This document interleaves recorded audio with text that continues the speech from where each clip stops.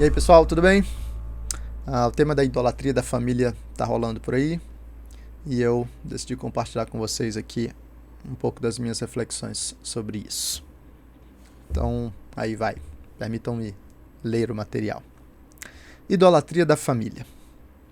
Não demorou até chegar à caixinha de perguntas do meu Instagram a questão sobre a tal idolatria da família.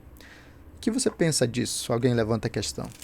E considerando a relevância do tema, vale a pena pensar sobre o assunto. Será bom começar pelo contexto imediato e depois expandir para o contexto amplo e as orientações bíblicas. Contexto imediato. A discussão sobre a idolatria da família surge no contexto de uma formação que será vendida por uma equipe formada pelo pastor Ângelo Basso, Carol Basso e o pastor Iago Martins. Pessoalmente, eu tenho bom relacionamento com os três e falo isso porque tudo que eu descrever aqui de positivo ou negativo vem de um coração sem bajulação ou resistência pessoal. Quero focalizar muito mais em o que está sendo dito do que em quem está dizendo, embora saibamos que essa relação existe e é importante. Por que descrever esse cenário primeiro? Porque o contexto da discussão é moldado pela linguagem do marketing. Nos termos de uma autoridade contemporânea em marketing digital, o Ícaro de Carvalho, marketing é transformar segundos em minutos. Um dos aspectos fundamentais do marketing é a comunicação ajustada para captar a atenção e assim chamar o observador para entrar em uma sequência de interações, um funil, que permita que ele avance nos estágios de consciência até a compra do produto. Por causa desse propósito, a linguagem publicitária tenderá a usar frases de impacto e distorções a fim de captar a atenção.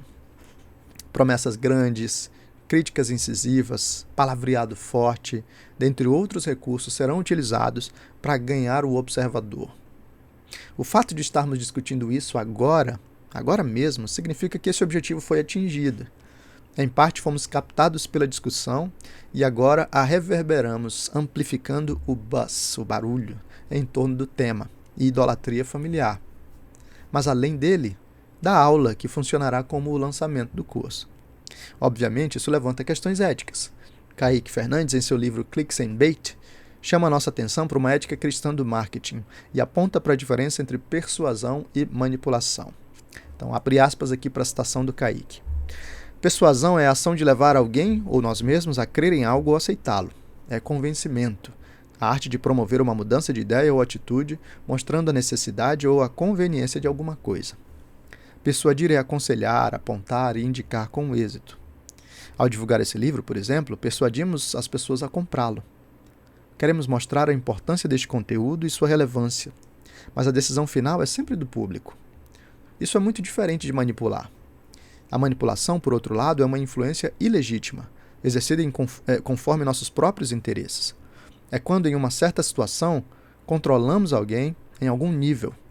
E o mais importante, o fazemos falseando ou adulterando a realidade, enganando e mentindo.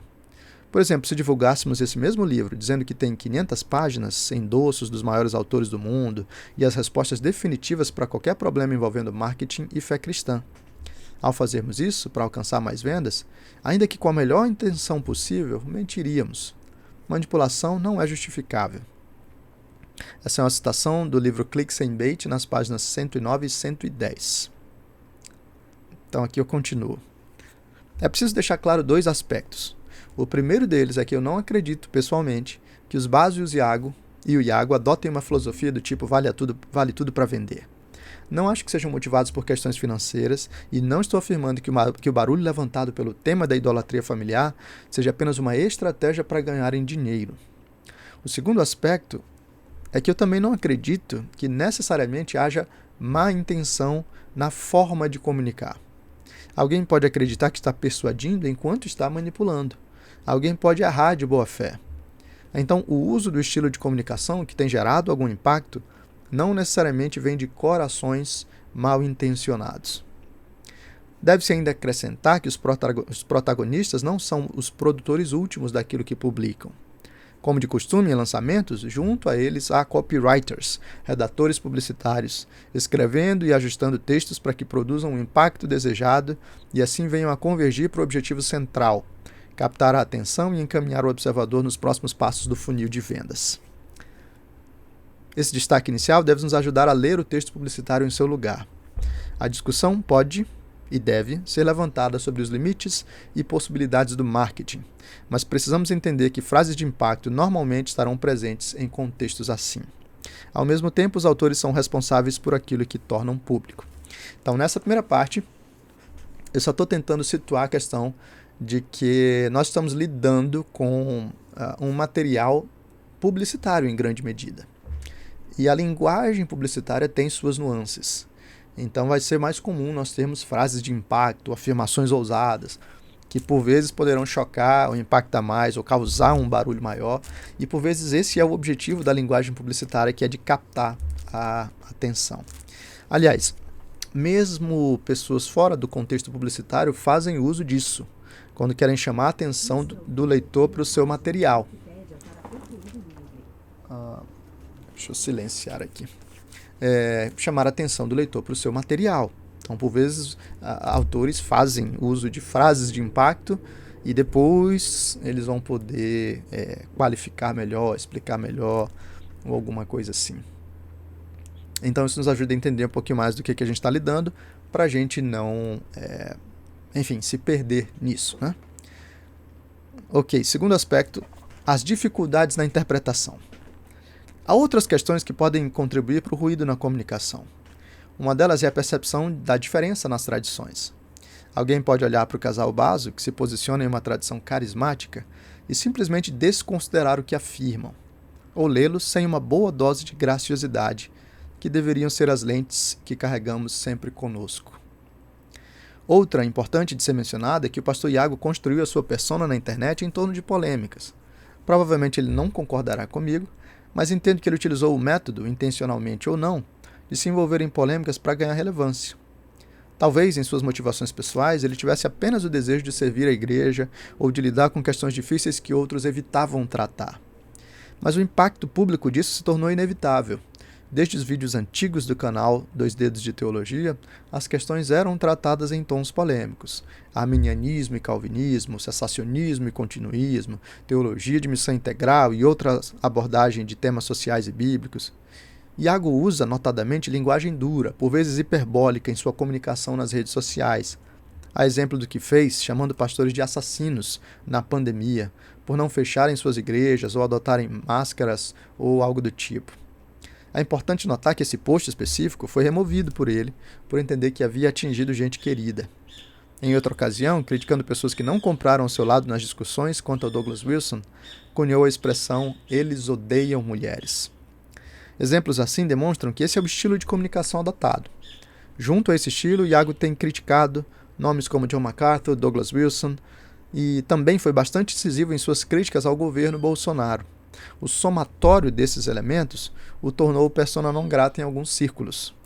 Por causa disso, aquilo que vem do pastor Iago é recebido e lido com indisposição e má vontade, interpretado no pior sentido possível. Nossas paixões nos afetam ao falarmos com e ouvirmos uns aos outros, mas em nome da verdade e da justiça que honram ao nosso Deus, precisamos ir além do nosso coração confuso. Então, nessa segunda parte, o ponto é o seguinte: a comunicação pode ser prejudicada quando nós lemos o outro com má vontade. E às vezes essa má vontade é porque, o casal Basso tem uma tradição diferente da tradição presbiteriana, ou porque o Iago fez críticas a pessoas que muitos apreciam, como o John MacArthur, como o Douglas Wilson.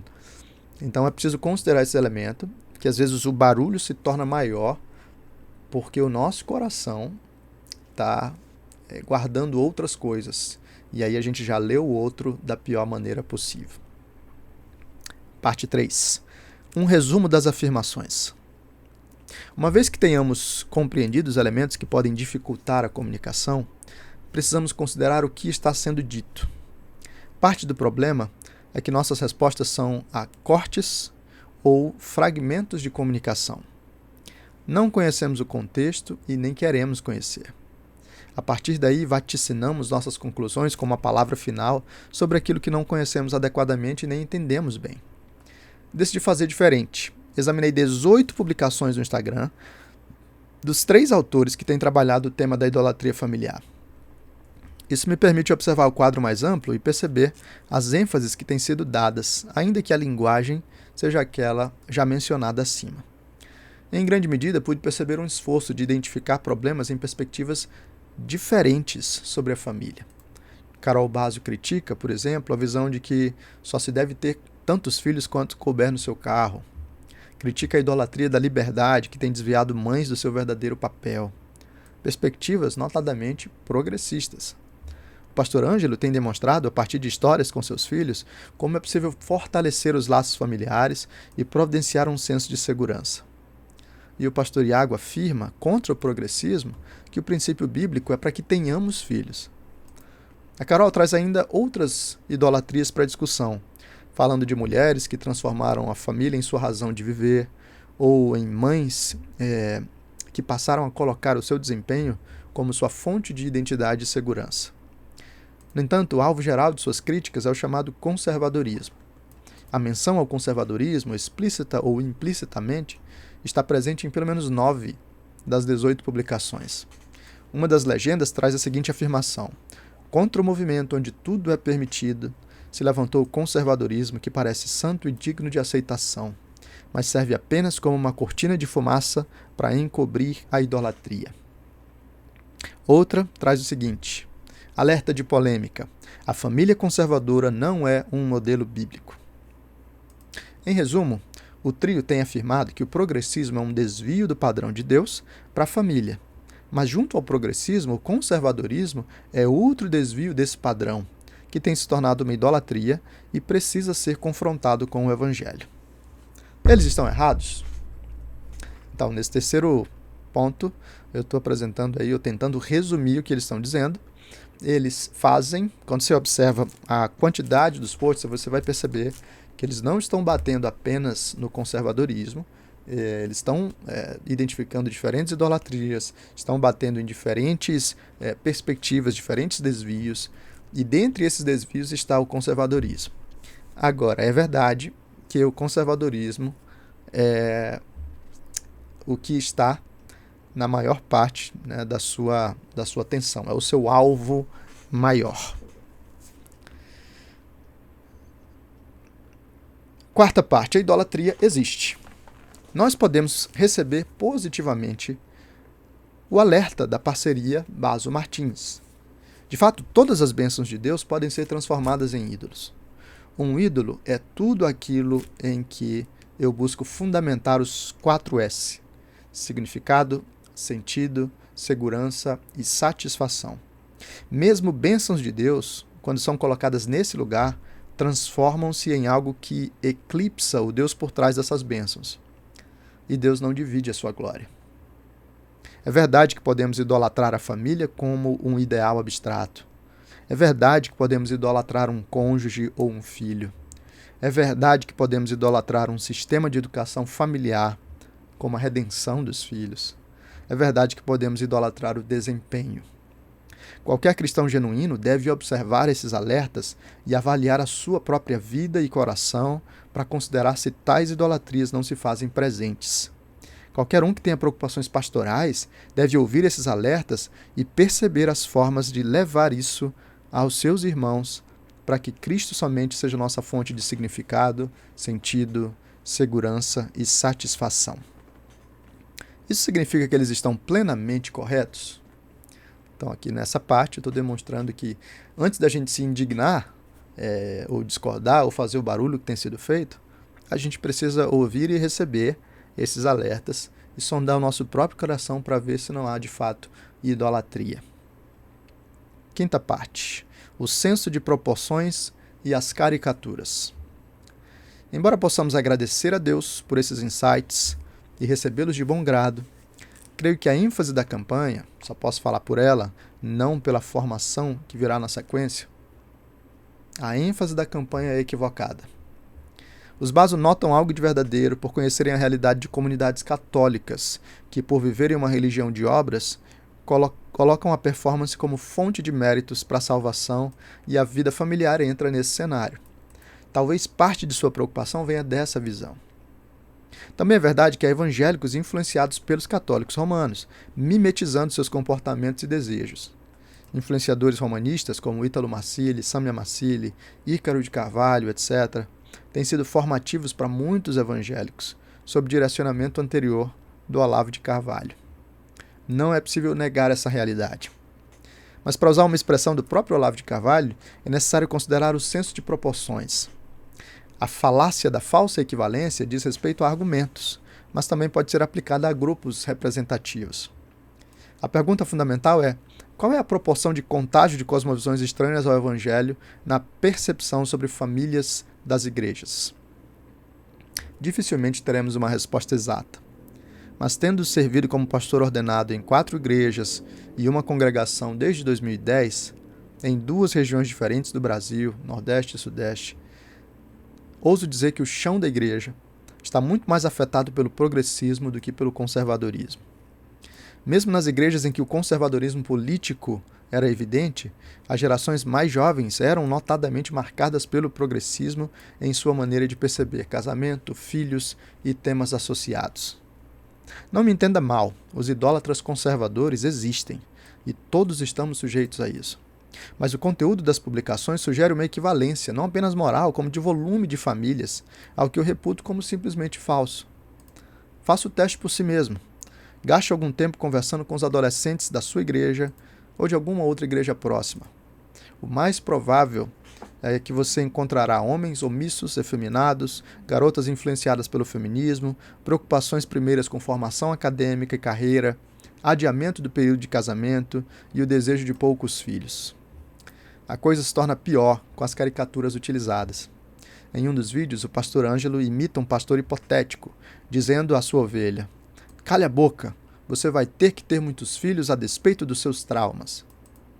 Talvez a postura de algum pastor possa soar dessa forma, mas confesso desconhecer algum pastor que tenha colocado a coisa nesses termos para as suas ovelhas. O pastor Iago, em um de seus posts, afirma que existe um movimento de homens e mulheres se utilizando da imagem de suas próprias famílias como um exemplo a ser seguido por todos, e o fardo que eles têm colocado sobre os ombros de mulheres que não têm muitos filhos e sobre homens que não ganham mais de 20 mil reais por mês é absurdo. É importante perguntar aqui: que movimento é esse? Que homens são esses? Que fardo é esse?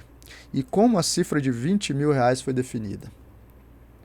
As afirmações genéricas possuem um efeito retórico, mas se estamos buscando lidar com a verdade na comunicação, é necessário demonstrar a veracidade do seu ponto de maneira cuidadosa, sob pena de quebrar o 9º mandamento. Um homem que publica foto brincando com seus filhos, seus muitos filhos, está impondo sua experiência como a regra para todos? Por qual processo essa conclusão foi deduzida? E qual é a responsabilidade de quem consome tais conteúdos? Estão sendo forçados a acreditar que precisam ter uma família igual a que vem nas redes?